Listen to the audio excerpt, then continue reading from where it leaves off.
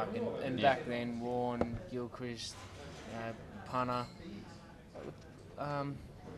he has to have an influence. He's the captain of the side. If he doesn't have an influence, then the process is definitely flawed. All right, we'll leave that one. Mate, you've played and toured India. I've gone over it a bit. Mate, you've played and toured in India a bit, which is a crazy place. What's your best crazy India story? There's all sorts of stories that come out of India. It's always good fun. I think, as mentioned on the golf course today, the funniest thing has been mentioned as Brad Hodgey. That's right. Spinner.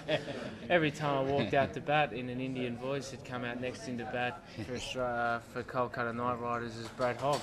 And it's always fun to just shake it off and laugh. Yeah, you had someone who was, and you were saying someone was telling you you bowl well and you got a good left arm. Yeah, exactly. That's exactly right. You know, you're a good bowler. You got Tendulkar and Ganguly out in the one-day match a few years ago, and I'd just nod my head and say, "Yep, I did," and they wouldn't know any better.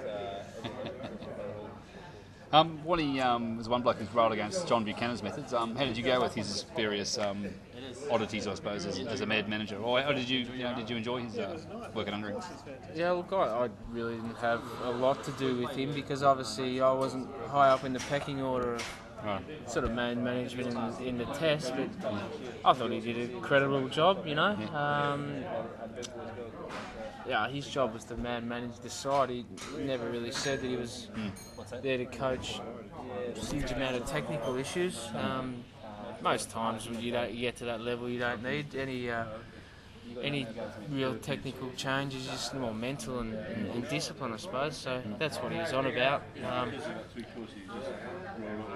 There was probably a few things that they could have done better in terms of in 2005. I guess that's what Warren is talking about, and fair enough. Warren had to carry the side for most of it, so I'm sure he's entitled to his opinion. But John was perfectly good with me. Yeah.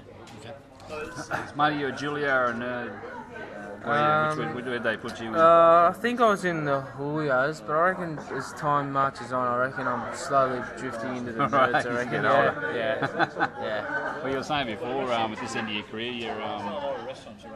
you've gone almost back to the start when you were like a young bloke. Yeah, I mean, the thing is with the nerds and Julios these days is that, I mean, Peter Siddle's now considered a Julio, you know. That's absolute rubbish as a kid from Morwell with buckety teeth, you know. You can't, just because you make piles of money and drive a nice car and all that sort of thing, it doesn't make you Julio. It's from where you are as your teenage years. And if you